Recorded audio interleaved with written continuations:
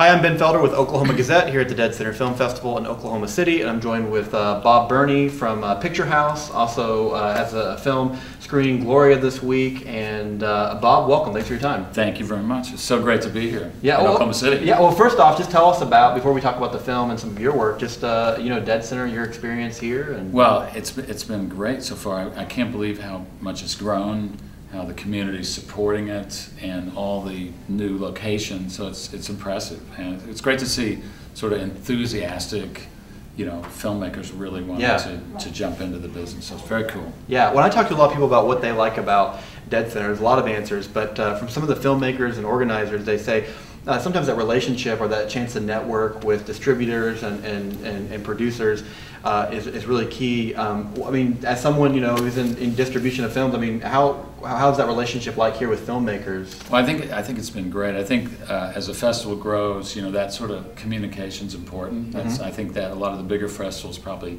used to have that, and then it gets out of control. Yeah. So I think the challenge will be to grow but keep it personal. So, but it's been great. Everybody can just sort of come up and talk about their projects, and it's been good. Yeah. So Gloria is screening tonight on Friday night at 7 p.m. I believe. Tell us about this film. Gloria is a film it's a Mexican film. So it's shot in Mexico, and it's a true story. It's a biopic about Gloria Trevi.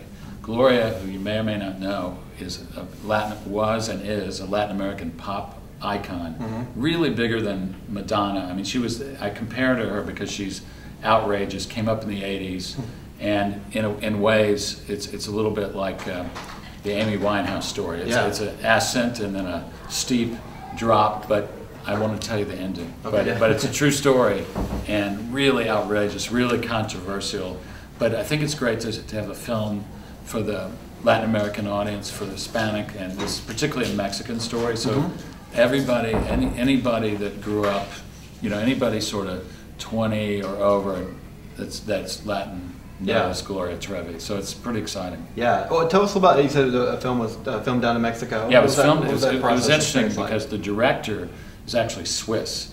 He read about her and was obsessed with the story. Thought it'd be a great movie, and he went to McAllen, Texas, where she lives now, and just tracked her down, got the rights, got funding in Mexico, shot it in Mexico City, and it's taken him 9 or 10 years to make it. I knew him when he was trying to put it together, and he came back and said, I finished it, and we couldn't believe it. My wife and I, who run Picturehouse, just were shocked that he actually got this done. And he's probably, at the time, was like 19. So it's his first film. It's very accomplished, really high-level writer, sort of famous Mexican playwright. The actors, Marco Perez was in Amores Perros. Sofia Espinosa, who plays Gloria, is an up-and-comer Mexican. But it was released. We went to the premiere in Mexico City. It was just crazy. And Gloria Trevi herself, is really controversial.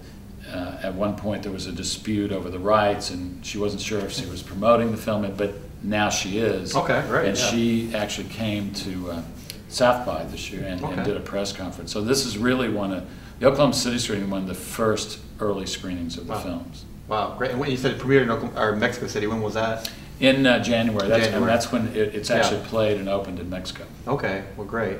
As someone who has a distinguished career in filmmaking, as you look back, I mean, what are some of the major changes in the film industry? I mean, that you've seen as you kind of look back at the timeline. The big change, I think, over my career is the fact that when I first started, the independent films were they weren't really even considered part of the business. I mean, they were so remote, and the studios were controlling distribution, exhibition, everything. So it was a fight. I remember when I first saw, one of the first films I worked on was Memento, Chris Nolan's film, and the financiers had put it together, and I showed it to them. I was like, wow. They showed it to me, and I was like, this is great. And they go, no, you don't understand. No one wants to distribute this film. Like, this is too weird. And I was like, let's do it. Let's put up the money. Let's start kind of a grassroots distribution company. And we did it. But I think that shows you that if you think about it now, like a Chris Nolan film that is as good as his current films. Really, it's a classic. No one got it in the business, and so I think it's really grown. I mean, a lot of it's, if you could think back to like early Miramax or Sex, Lies, and Videotape, there's been this slow thing, but now there's more opportunities for filmmakers than ever, yeah. I think. With streaming, with so many distributors now, so many ways to promote a film. It's really a good time. I mean, if you're a filmmaker that can't get your film out there, you don't want to hear that, but I think it really is better. Yeah. What about how much of audience tastes and what they expect and what they look for have changed? Has that played a part in it all? Or? I think so. But I do think it's been more the gatekeepers. Mm-hmm. I think the audience has always been pretty inventive and willing to explore things.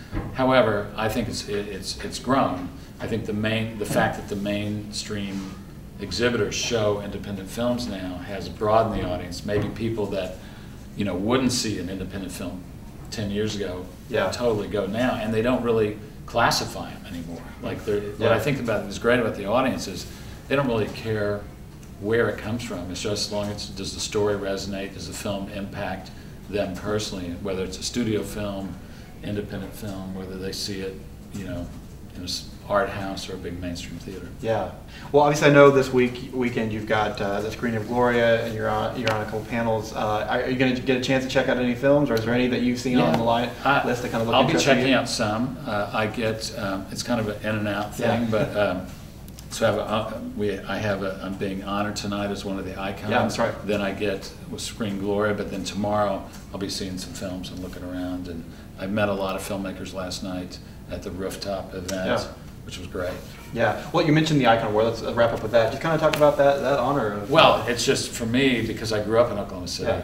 It's such a great thing to come back here and to be included with like Tim Blake Nelson or Bird Running Water. So it's for me it's like sort of friends, family, and a way to try and give back to where I started here, because I remember the reason I got into movies was seeing films like right here at the Center Theater or the Cooper Theater. 2001 played here downtown. All those theaters are gone. Yeah. But it's sort of good memories, and it's kind of where I started, so it's cool. Well, great. Well, thanks so much for your time. Hope you enjoy yourself during deadCENTER. So Bob Berney here at the deadCENTER Film Festival with Oklahoma Gazette. I'm Ben Felder. Thanks a lot.